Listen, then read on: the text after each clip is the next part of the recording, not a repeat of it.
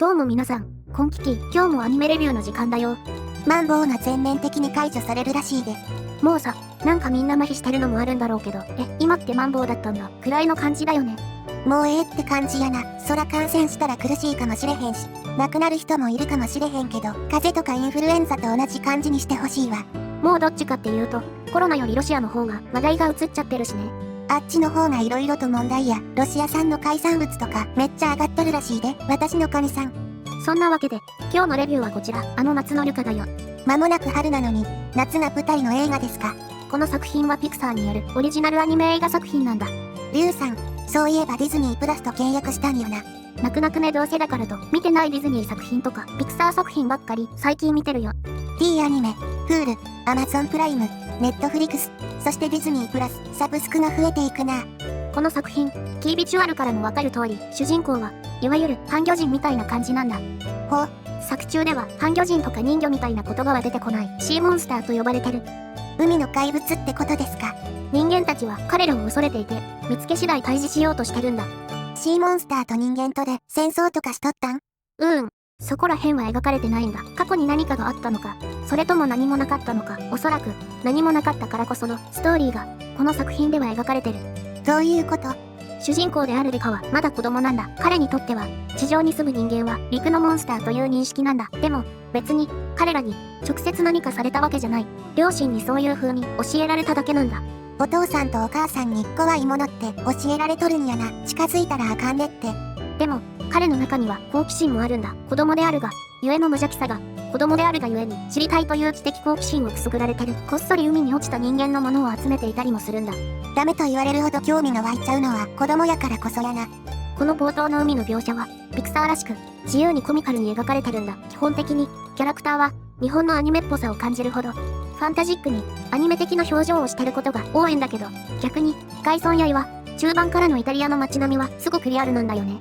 アニメしたキャラがリアルな背景の中に描かれとるって感じですか。特に料理の描写はお腹がすくレベルだよ。イタリアだからこそパスタが頻繁に出てくるんだけど、めっちゃうまそうで、私は次の日ペペロンチーノ食べた。下手なグルメ番組より胃袋に刺激与えてきそうやな。そんな海で過ごしていたルカがある日、陸からやってきたシーモンスターと出会うことで物語が動き出すんだ。陸からシーモンスター？彼はアルベルト。彼は以前からずっと陸で暮らしていて、そんな彼に誘われるようにルカも海の外へ出ると魚の身体が人間の姿に変わってしまうんだ。どんな仕組みやねん。この辺りの設定を見るとリトルマーメイドとかあの辺りを彷彿とさせるよね。ああ、確かに。じゃあアルベルトに恋するんか。違う。リトルマーメイドと違うのは、主人公は陸の世界のことを何も知らず、王子様に一目惚れして人間になりたいとも思ってないんだ。本当にただの好奇心だけに過ぎない。何かこれって動機があったわけじゃないんやな。だからこそ恐怖心もあるんだ。突然人間の姿になってしまったことも、陸での生き方、変わってしまった足の使い方すらわからない。だけどそんな恐怖心よりも好奇心の方が勝ってしまう。危険やな。好奇心は時として命に関わるで。アルベルトが彼の興味を引くためにも嘘800を述べつつ、人間の世界の素晴らしさを語るんだ。海の世界にはない機械や暮らし、人間の世界の素晴らしさ。アルベルトの話を聞けば聞くほどルカは陸の世界に興味を持ってしまう。あかんあかんあかん。陸の世界はシーモンスターにとっては禁忌と言ってもいい。両親にはこっそり陸に行っていたこともバレ、彼は深海の底へ感動されかけてしまうんだ。やばいやん。だからこそ彼は決心する。海の底へ行くくらいなら陸の世界に逃げてしまおうと。おう。この作品のメイン、表で描かれていることは、一人の男の子のひと夏の冒険の物語なんだ。いわゆるジュブナイルと言われるジャンルのストーリーが描かれるんだ。少年が未知の世界へ探索しに行く感じやな。幼い彼にとっては海の世界が全てだった。でも彼は知ってしまった空の青さ、陸で暮らす人々の生活、陸の世界を知ったことで彼の世界が広がったからこそ好奇心を抑えきれないんだ。おう。親の言うことを守る、親の言う通りにすることよりも好奇心が勝ってしまうんだ。人間の街に行けばどこへだって自由に行けるはずだと。人間の立場から言わせてもらうとそうとは言い切れへんけどな。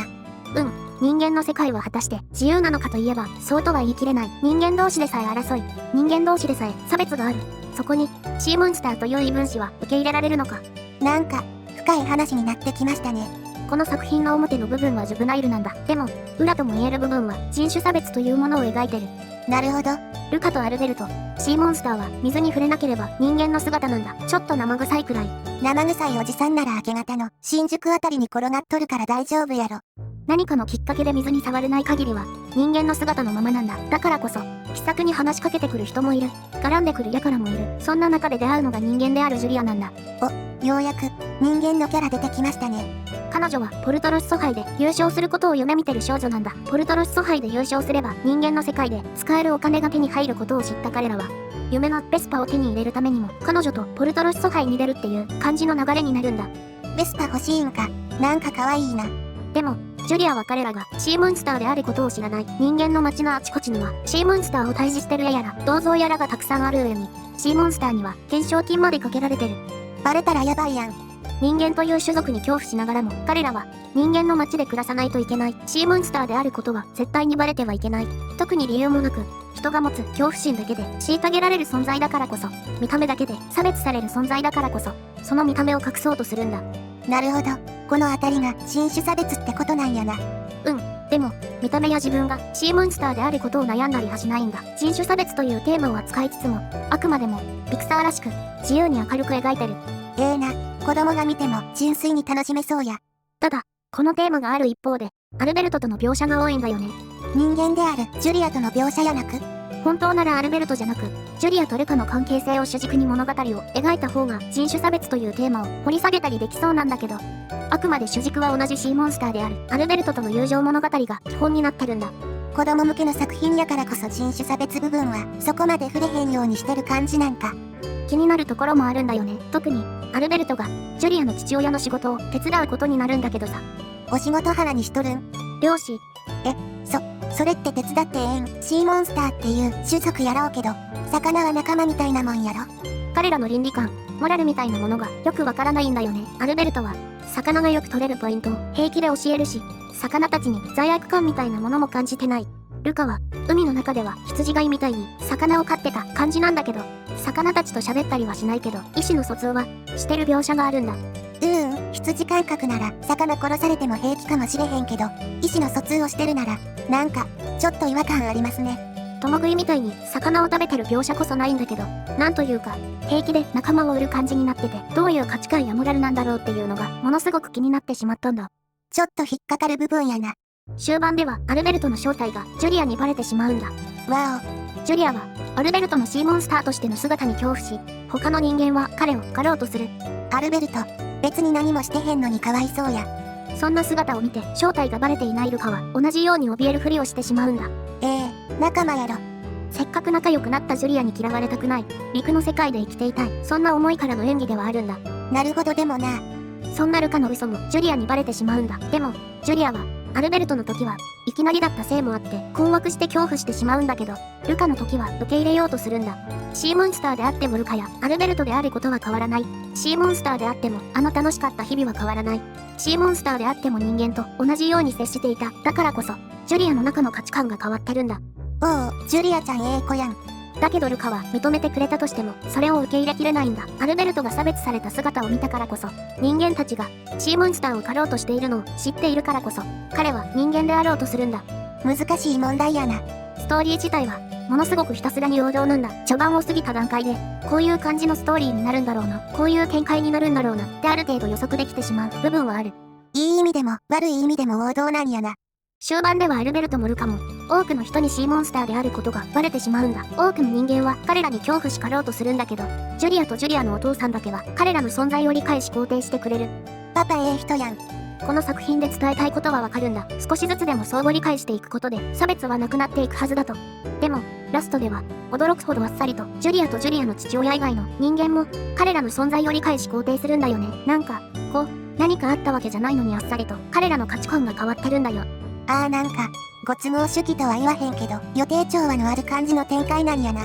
人間の街でアルベルトとルカは過ごし、彼らの姿をちらほら見かけていた人もいるはずだけど、がっつりと交流があった人間は少ない。それなのにあっさりとシーモンスターを狩ることをやめてしまう。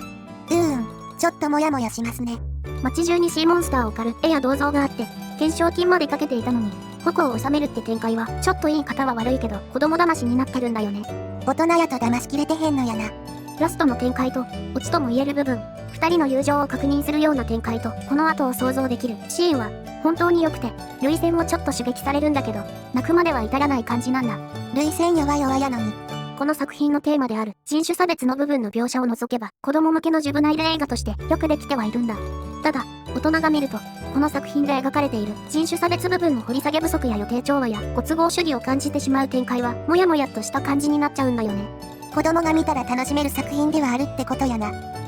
見た目だけで差別しちゃいけないよ。きちんと話をしてお互いを理解すれば差別はなくなるはずだよっていうメッセージは子供なら素直に受け止めることができると思うんだ。汚れちまったハートで見るこっちが悪いかもしれへんな。あともう一つ気になる部分があるんだ。実はアルベルトの父親は失踪してるんだけど、その失踪理由が一切語られない。